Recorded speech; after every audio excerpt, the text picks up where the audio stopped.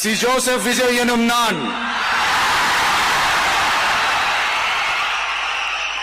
தமிழ்நாட்டு அரசின் முதலமைச்சர் என்ற முறையில் எனது கவனத்திற்குள்ளாவதும்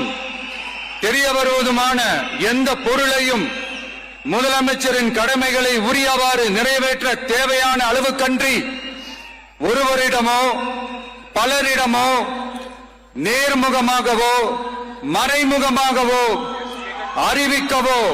வெளிப்படுத்தவோ மாட்டேன் என்று ஆண்டவன் மீது ஆணையிட்டு உறுதிமொழிகிறேன்.